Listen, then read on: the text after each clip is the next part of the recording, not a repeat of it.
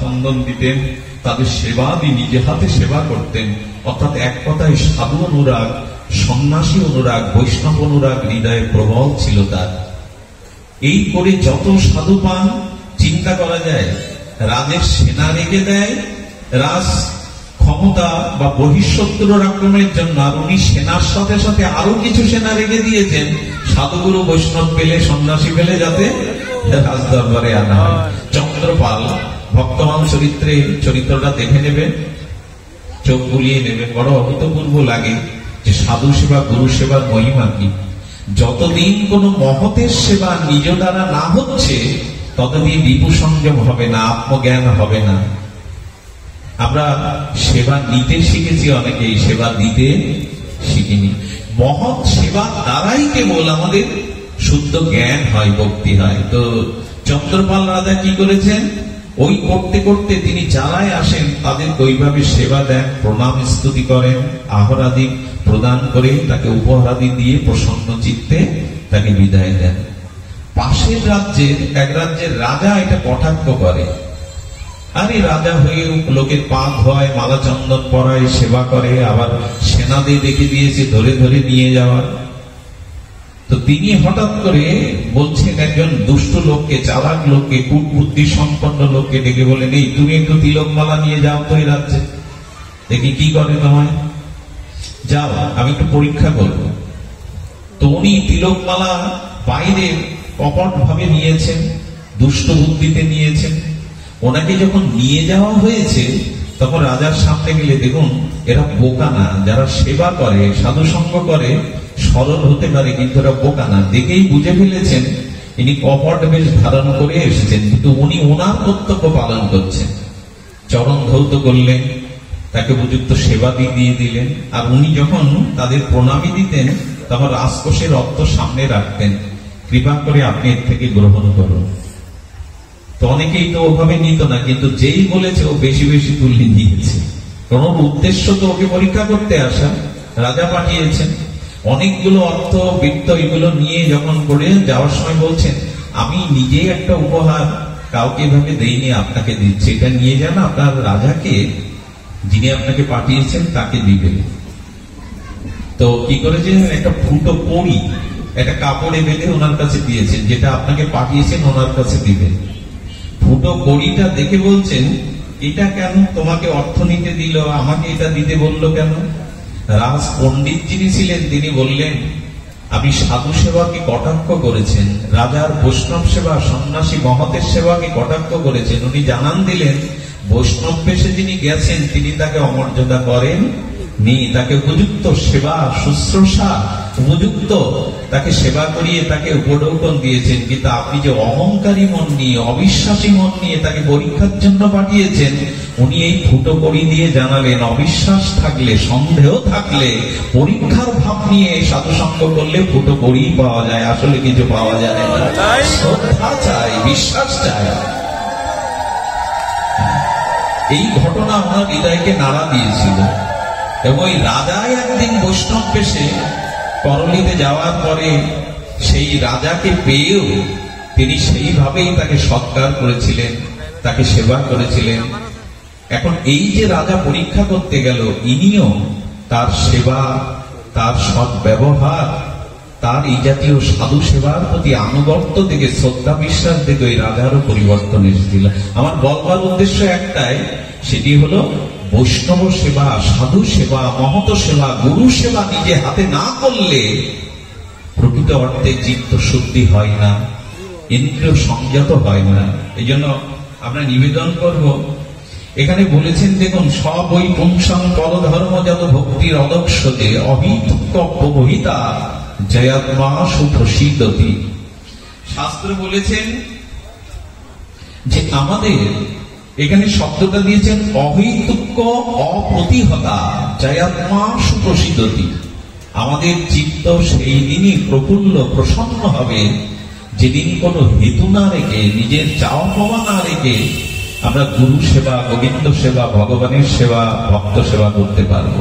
অহৈতুক অব্যবহিতা, নদী যেমন বহু দূর থেকে সমস্ত প্রতিকূলতাকে পেরিয়ে সমুদ্র বক্ষে গিয়ে মিশে যায়, তেমনি ভগবানকে, ভক্তকে, শ্রী গুরুকে, মহৎকে সেবার জন্য কোন হেতু বাধা মাঝখানে না রেখে অহৈতুক সরল ভাবে যদি এগুলো করা হয়, তবে সেবাই ধর্ম। সেবার দ্বারাই কেবল চিত্ত সুপ্রসিদ্ধি হয়। সুপ্রসিদ্ধি শব্দটা সুপ্রসন্নতা।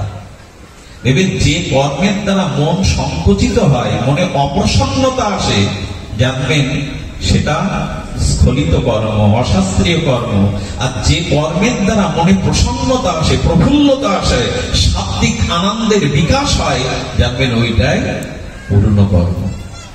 ভগবানের সেবার জন্য আমাদের চাই ওই জাতীয় ব্যাকুলতা। আপনাদের মনে আছে রাঘবের ঝালির কথা?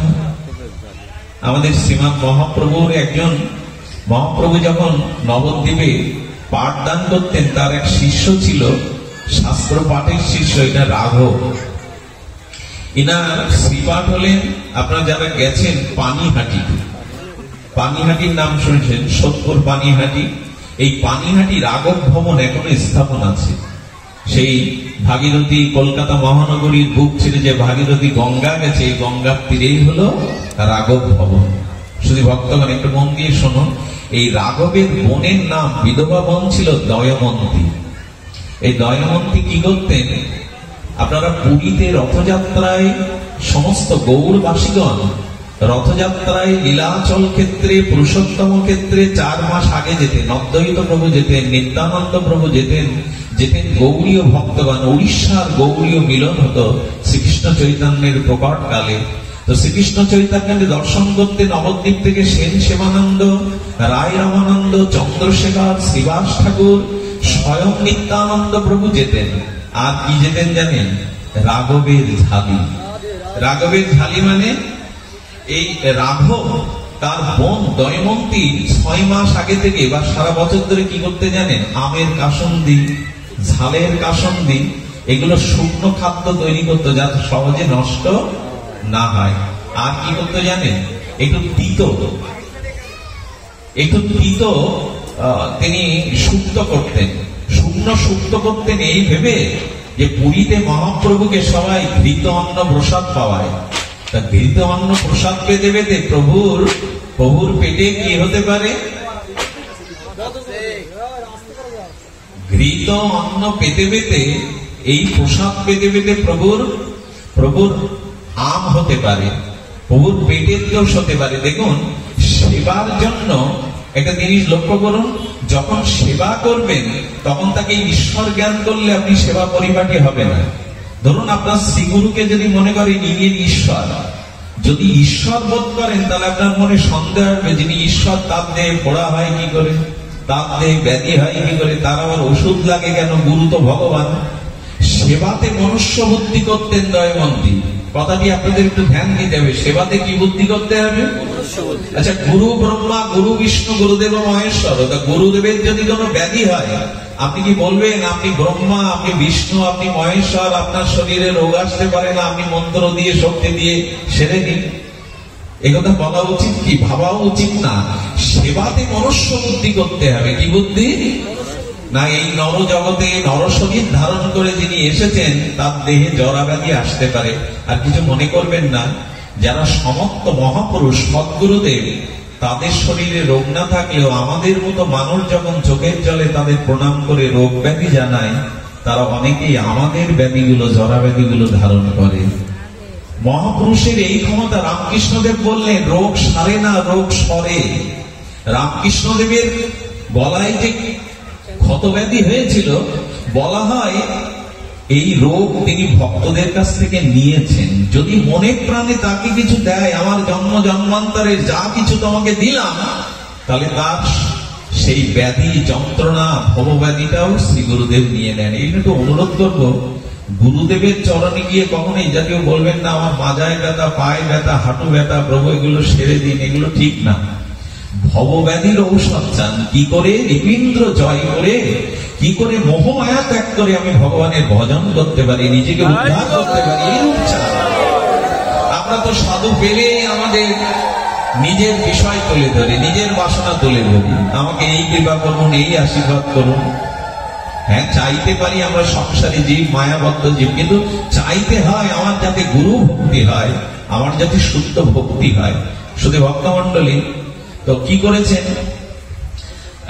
গুরুদেবের যদি মনুষ্য বুদ্ধি করেন ভুল হয়ে যাবে না। গুরুদেব নর শরীর ধারণ করে এই নরলোকে এসেছেন, মরজগতে এসেছেন, তাই তার ব্যাধিতে ওষুধ কানে না দিয়ে যদি মনে করেন উনিও ভগবান, ওনার ওষুধ কি দরকার, তাহলে আর সেবা হবে না। তো দয়মন্তী দেবী মনে করতেন শ্রীমান মহাপ্রভু তিনি ঘৃত পুষ্পান্ন পরিধামে পান, পান্ডারা তাকে ভোগ পাওয়ায় বেশি বেশি, ওনার আমাশা হতে পারে, পেটের ব্যাধি দেখা দিতে পারে, তাই সুক্ত পাঠাতেন। আর কি করতে জানেন, রাঘব আমাদের এই পশ্চিম বাংলা থেকে 15 দিনের পথ পায়ে হেঁটে ঝালি করে ওগুলো নিয়ে যেতেন। আর যখন দিতেন সেবক গোবিন্দ দাসের কাছে মহাপ্রভু বারবার বলতেন, গোবিন্দ গোবিন্দ, রাঘবের ঝালিতে যে সুক্তা এসেছে ওগুলো দাও তো আমায়। মহাপ্রভু আগে চেয়েছে দয়মন্তীর দিয়া, দয়মন্তীর মনুষ্য জ্ঞান করতেন। প্রভুকে ওরা পুষ্পন্ন ঘৃত অন্ন পাওয়ায় প্রভুর পেটের ব্যাধি হতে পারে, যদি এই সুক্ত খায়, তিতো খায়, তাহলে প্রভুর পেটের ব্যাধি সারবে। এই মনুষ্য বুদ্ধিতে, সেবা বুদ্ধিতে দয়মন্তী পাঠাতেন। আর সেই থালির থেকে চেয়ে চেয়ে নিয়ে মহাপ্রভুটা আস্বাদন করতে গিয়ে চৈতন্য চরিতামৃতে বলেছেন যে পঞ্চামৃতে যে স্বাদ নয়, প্রভুর দয়মন্তীর সেই ঝুলিতে যা যা সেই স্বাদ আগে চেয়ে চেয়ে পেতেন, চেয়ে চেয়ে পেতেন। মনুষ্য বুদ্ধিতে সেবা চায়।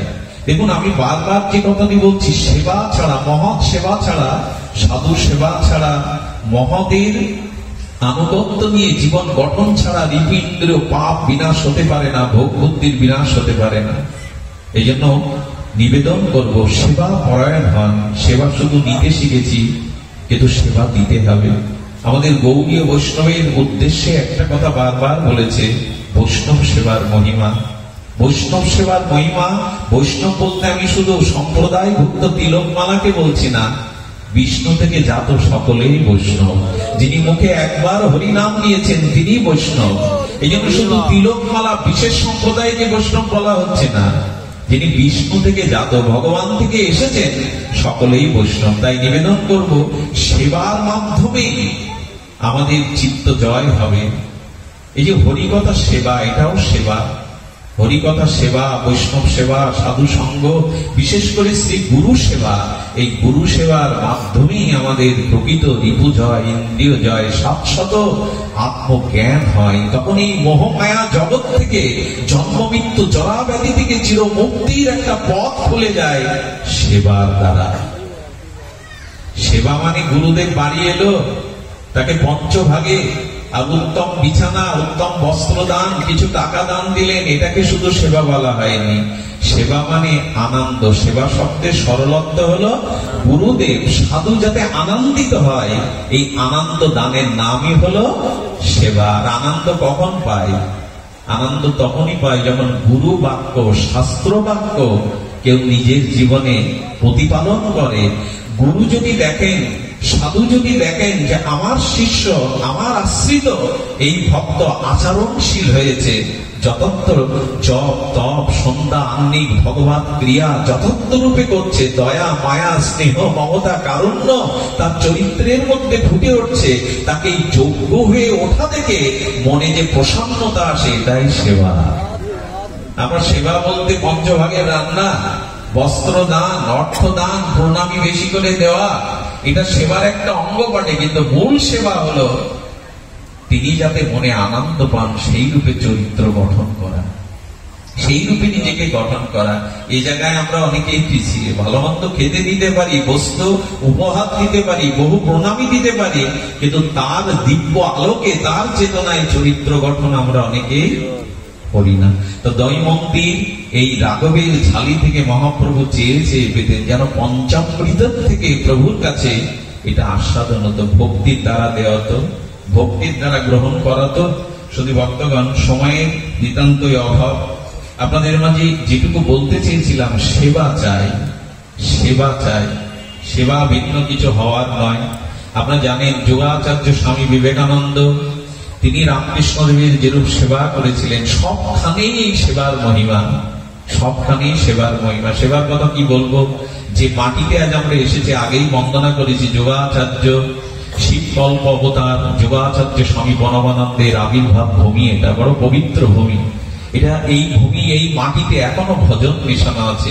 মাত্র 20 বছর বয়সে কঠোর তপসাধনার দ্বারা যিনি সিদ্ধি লাভ করেছিলেন, সেই যোগাচার্য স্বামী বনবানন্দ, ইনি ছিলেন এমন একটি সাম্যের মুক্তি।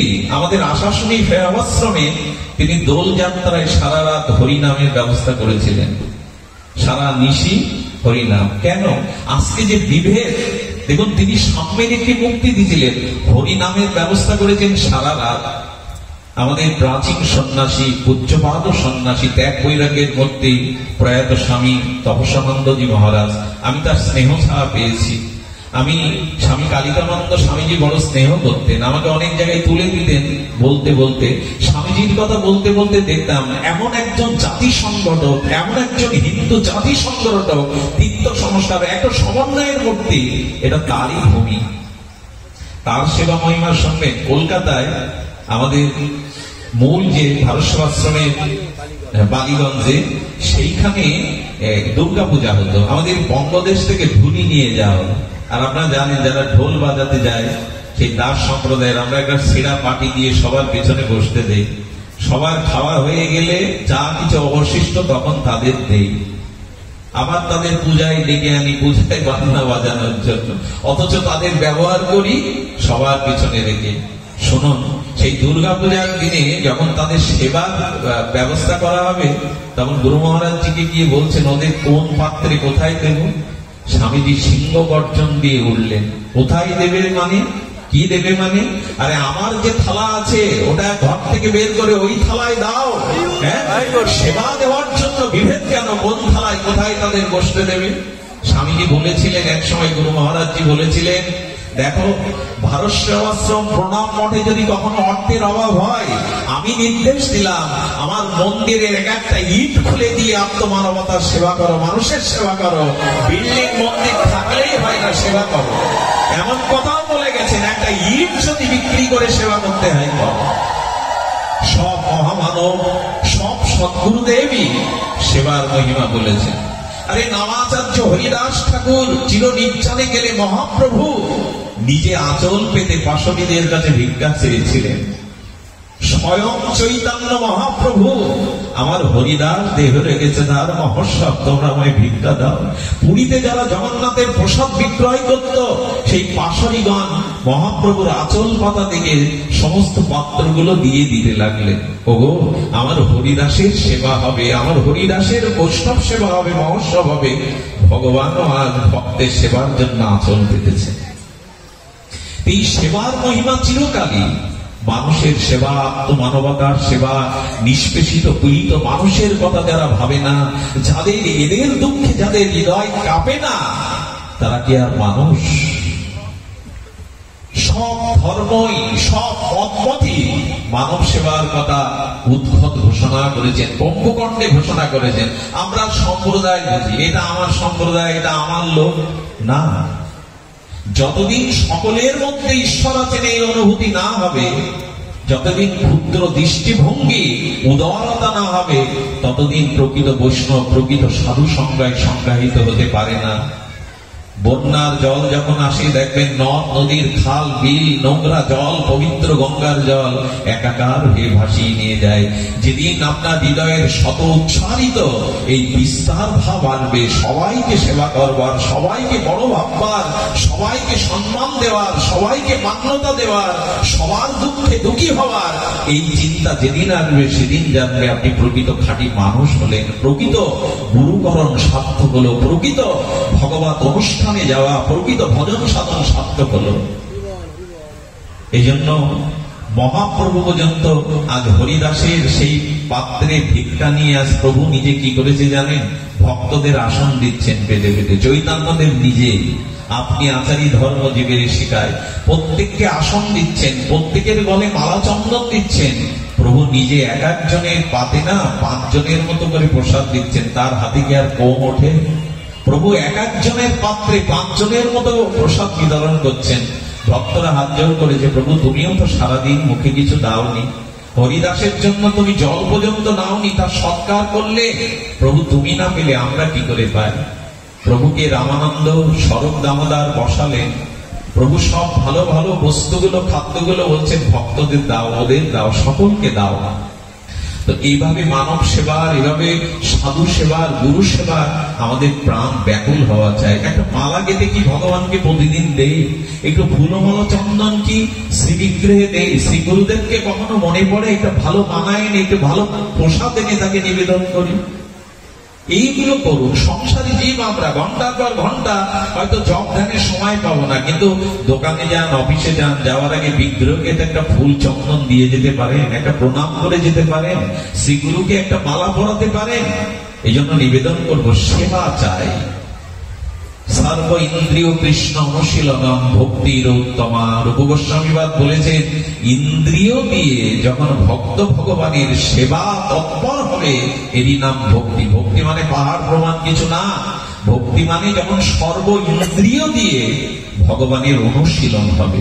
কি শব্দ চয়ন করেছেন রূপ গোস্বামী, সর্বেন্দ্রিয় কৃষ্ণ অনুশীলনম ইতি ভক্তি।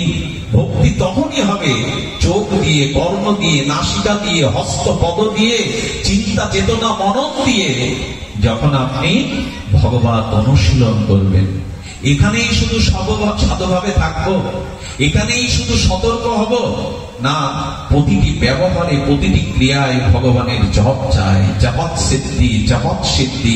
আর কিছু না হোক, জিহ্বাটা তো নাড়ানো যায়। মহাপ্রভু বলেছেন, খাইতে, শুইতে, উঠিতে, বসিতে যথা তথা নাম লও।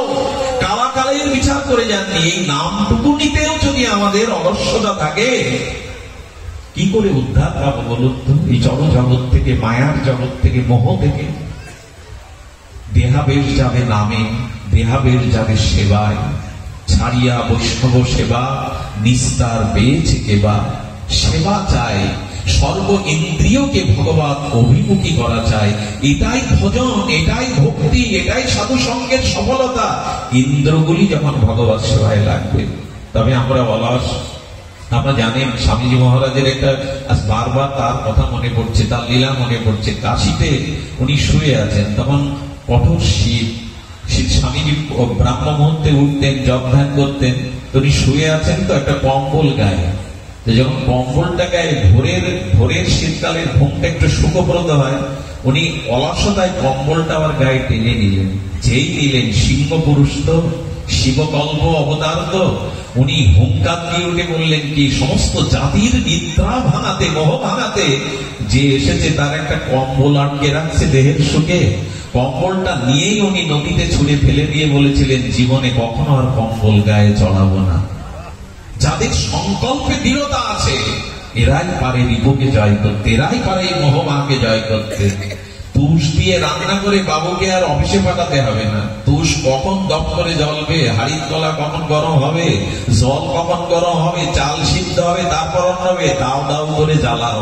কাঠের আগুনে দাও দাও করে জ্বালাও। যদি নিজেকে উদ্ধার করতে চাও, তেতেলে হচ্ছে, হবে না, পরে করবো, এর দ্বারা হয় না। ওঠো, জাগো, উৎকৃষ্ট জাগ্রত প্রাপ্য বরানন নিবেদত। ওঠো, জাগো, আর ঘুমিও না। নিজের লক্ষ্যকে স্থির করো, নিজের লক্ষ্যকে স্থির করো। কই সে প্রেরণা, কই সে উদ্দীপ্ত ভাব, কই সে চেতনা, কই? বারবার বারবার বলতেন স্বামী কালিকানন্দজি মহারাজ, বারবার বলতেন স্বামীজিরা, সেই একটা মেষ তার বাচ্চা প্রসব করেই মারা গেল। মেষ মানে ভেড়া। আর যেখানে প্রসব করলো সেখানে সেই সিংহের পাল ছিল। সিংহ এসে শুচ্ছে তার গা। আর বাঘ বাচ্চা প্রসব করলো মেষ পালের মধ্যে। একটু ভুল হলো তো, মেষ পালের মধ্যে সিংহের বাচ্চাটা করে সিংহী মারা গেল। যদি ভক্তগণ, সেই সিংহের বাচ্চা জন্মের পর থেকে মেষকে দেখছে, মেঘের পাশে ঘোরাঘুরি করছে, সেই ভেড়ার দলে মিশে ভেড়ার মতোই স্বভাব হয়ে গেল। তার সিংহ গর্জন, তার বীর্য বিক্রম সে ভুলে গেল। আমাদের দুর্দশা স্বামীজি তাই বলতেন, আমি অমৃতের পুত্র, আমি মানুষ হয়ে জন্মেছি, সৃষ্টির শ্রেষ্ঠ মান্যতা আমার। আচ্ছা, পৃথিবীর কোন প্রাণীর ঘরে রান্নাঘর আছে মানুষ ছাড়া? একটু কথা বলবেন, আছে? কারণ রস আস্বাদন একমাত্র মানুষ করতে পারে, রান্নাঘর কারণেই। আচ্ছা, মানুষ ব্যতীত শুকুর, কুকুর, গরুরা হাসে, হাসতে দেখেছেন কখন আপনার বাড়ির কুকুরকে, গরুকে হাসতে দেখেছেন? ওরা আনন্দ থেকে এসছে, কিন্তু মানুষ যতটা প্রাণ খুলে হাসতে পারে প্রাণী জগৎ অতটা হাসতে পারে না। আজ মাটির নিচে খনিজ সম্পদ কারা আবিষ্কার করলো, শুকুর, কুকুর না মানুষ? মানুষের অধিকার শব্দ স্পর্শ রূপরস গন্ধ অনন্ত পৃথিবী, বীর ভোগ্য বসুন্ধরা, যারা বীর, যারা সাধক, যারা আত্মজয়ী রিপুজয়ী পুরুষ, এরাই জগৎকে উপভোগ করতে পারে। কামনা বাসনা তাড়িত জীব জীবনকে উপভোগ করতে পারে না। সবাই আনন্দ চায়, সবাই শান্তি চায়। এটা কোথায় আছে? এটা আছে ভগবানের অশেষ বিশেষ কৃপায় বিবেক বিচার সম্পন্ন মানুষের। অন্য প্রাণীর হাত নেই, জানেন? পৃথিবীর যত প্রাণী আছে মানুষ ব্যতীত, তারা পা দিয়েই হাতের কাজ সারে। হাত দেয়নি কেন? মানুষকেই দিয়েছেন কেন? এই হাত দিয়ে জগতের কল্যাণ কাজ করো, মানুষের সেবা করো। কিন্তু এই চেতনাগুলো আমরা ভুলতে বসেছি। শুধু ভক্তগণ, তাই আপনাদের কাছে বিনীত অনুরোধ, হরি কথা শুনে সেদিনই সার্থক হবে যেদিন হরি নামে, যেদিন মানুষের সেবায় আমার ইন্দ্রিয় গুলো সেদিকেই উৎসাহিত হবে। এই চেতনাটা লালন পালন করাটাই আমি মনে করি ভক্তির অনুশীলন। ভক্তি মানে অনুষ্ঠান নয়। স্বামীজি মহারাজ বলেছিলেন, ধর্ম জাগ্রত হয় তিনটে জিনিসের দ্বারা। একটা হলো অনুষ্ঠান, একটা হলো আচরণ, আর একটা অনুভূতি। কি কি বলা হলো? অনুষ্ঠান মাত্রই ধর্ম নাই। বহু লোক এলো, হর্ষধ্বনি হলো, আনন্দধ্বনি হলো, খিচুড়ি প্রসাদ আদি বিতরণ হলো, অনুষ্ঠানটা মাত্র ধর্ম নয়। অনুষ্ঠানের দ্বারা যদি অনুভূতি আসে, অনুভূতি যখন আচরণে আচরিত হয়, এই তিনটে মিলেই ধর্মের মূর্ত রূপ নেবে। আমাদের অনুষ্ঠান আছে, অনুভূতি নাই। অনেকের অনুভূতি কিঞ্চিত আছে, আচরণ নাই। এই তিনটে সমন্বয় হতে হবে। ফুল তখনই মালা হয় যখন সুতাতে গ্রথিত করা হয়। আসুন আমাদের মাঝে আচরণ আসুক, আমাদের ব্যবহারিক জীবনে ধর্মের প্রতিফলন ঘটুক। আর সেটা শুরু হোক। আমি এই যে বাবু মন্দির তৈরি করেছেন, উনি কৃষিবিদ, আমি অবাক হয়েছি। শ্রীকৃষ্ণ মন্দিরের সাথে, ভগবতী মন্দিরের সাথে ওনার নিজের মাতৃদেবীকেও এখানে স্থাপন করেছেন। সমস্ত তীর্থের মৃত্তিকা দিয়ে, জল দিয়ে মানুষের অর্থ থাকতে পারে, শিক্ষা থাকতে পারে, কিন্তু তার নৈতিকতা হলো এই যে আজকে তিনি ভগবানের শ্রীমন্দির স্থাপনের সাথে সাথে তার গর্ভধারীকে স্থাপন করেছেন। আমি ওনাকে জিজ্ঞাসা করছিলাম, এসেই পূর্ব পরিচয় কোনোদিন ওনার সাথে নাই, মাকে যে রেখেছেন এখানে উপযুক্ত সন্ধ্যাদি দেওয়ার মানুষ আছে তো? বলে হ্যাঁ, উনি রেখেছেন। আমি অনুরোধ করব যে মন্দির নির্মাণটা বড় কথা নয়। অনেক প্রাচীন ঐতিহ্যবাহী মন্দির ঘষে ঘষে পড়ছে, একটা দ্বীপ জ্বালাবারও মানুষ সেখানে নাই। মন্দির নির্মাণ করার আগে প্রয়োজন হলো তার যে বাতাবরণটা পবিত্র করা, অর্থাৎ মন্দিরের একটা এরিয়া আগে নিরাপত্তার জন্য করা। শুধু বিগ্রহ প্রতিষ্ঠা নাই, সেখানে উপযুক্ত সেবা, শাস্ত্র অনুশীলন, ধর্মচর্চা এখানে উচিত। সপ্তাহে একদিন গীতা পাঠের আসর করা। এখানে মঠ আছে, স্বামীজিরা আছেন, তাদের দিয়ে যদি এখানে ছোট ছোট বাচ্চাদের একটু গীতা পাঠ শেখানো হয়, একটু ব্যায়াম শেখানো হয়, শরীরে চরিত্র গঠন শেখানো হয়, এটা উচিত। ওনাকে নিবেদন করব, মন্দির তৈরি করা সহজ, কিন্তু মন্দিরের মর্যাদা রক্ষা করা, তার দ্বারা সমাজ জাতির কল্যাণ করা, এটা বড় কঠিন। মন্দির তৈরি করাটা সহজ, কিন্তু তার প্রকৃত সমাজ জাতি ধর্মের প্রচারের জন্য বিধি ব্যবস্থা থাকতে হবে। শুধু মন্দির নয়, শুধু বিগ্রহ নয়। আজও মা ভবতারিণী দক্ষিণেশ্বরে আছে, কিন্তু মাকে খাওয়ানোর মতো রামকৃষ্ণ দেবের বড় অভাব। আজ মা ভবতারিণী আছে, কিন্তু উচিত হলো না, উপযুক্ত ধর্মীয় প্রচার প্রসার চাই। ওনাকে নিবেদন করব, ওনার মহৎ হৃদয় না থাকলে এগুলি করতেন না, কিন্তু সেই সাথে সাথে প্রচার দরকার। প্রশ্ন এসছে, শুধু ভক্তগণ, আপনাদের কাছে এইটুকু অনুরোধ করবো, ওনার জন্য আশীর্বাদ করবেন। মায়ের আশীর্বাদ, পিতার আশীর্বাদ ছাড়া কেউ বড় হতে পারে না। আর চিরদিনের জন্য যেটা বললাম সেটা ভক্তি। এটা কেশব ব্রতের মাস, সামনে তুলসী মঞ্জুরি আছে।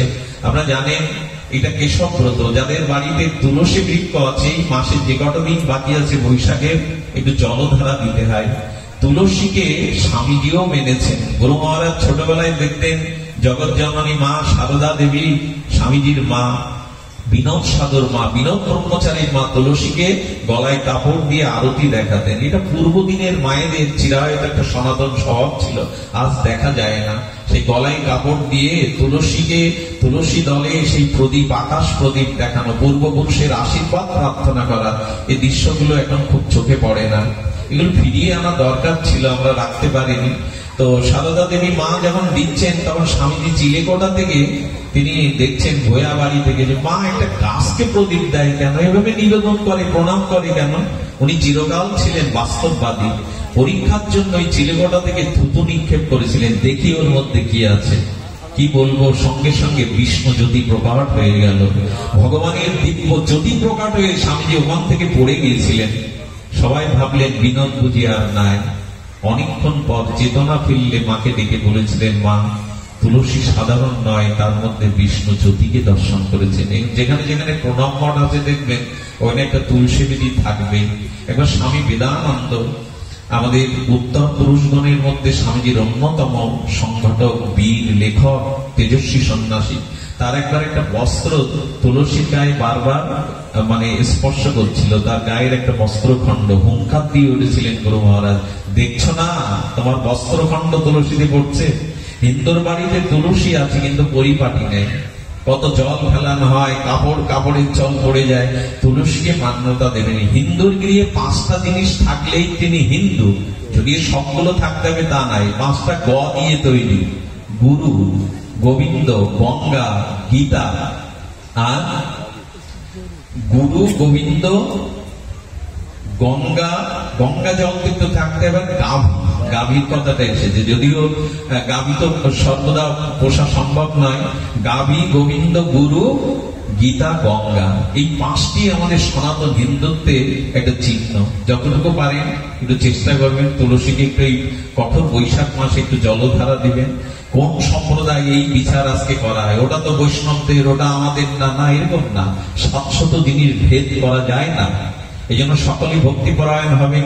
আমি আজকের অনুষ্ঠানের জন্য মাঝখানে আমাদের একটু কোথায় মানসিক, কোথায় একটু কষ্ট যন্ত্রণা এসেছিল। আসলে এই অনুষ্ঠানটার কথা আমাকে 3 মাস আগে বলা হয়, সেটা তাদের বলা বা আমাদের লেখাতে কোথায় ত্রুটি ছিল, আমি নতুন বছরের পঞ্জিকা পাইনি। তো বাবু খুব উৎকণ্ঠায় ছিলেন, তিনি কথা দিয়েছেন, মানুষকে প্রচার করেছেন। তো তারপরেও আমি খুব বিষয়ী মানুষ, আমি ত্যাগ, বৈরাগ্য, সাধুত্বের ধারার মধ্যে পড়ি না। তারপরেও তার সম্মান রক্ষার্থে আপনাদের চরণে যাতে অমর্যাদা বা আপনাদের মনে ব্যথা না পায়, এই জন্য আমি একটু সকাল সকালে এই অনুষ্ঠানটায় চলে এসেছি। আমাকে আবার সেই বুধাটা পর্যন্ত ফিরিয়ে যেতে হবে আশাশুনিতে। আমি আপনাদের চরণে নিবেদন করে বলবো, যারা এসেছেন সকলেই প্রণম্যজন, বিজ্ঞজন, সাধুজন, সন্তজন, মহতজন, আপনারা আশীর্বাদ করবেন যে কথাগুলি উচ্চারিত হলেন গুরু কৃপায় তার কিঞ্চিত যেন চরিত্রগত হয়। এই জীবনেই যেন আত্ম সাক্ষাৎকারের, আত্ম উপলব্ধির চেতনা হৃদয়ে জাগে আপনাদের প্রসন্ন দৃষ্টিতে।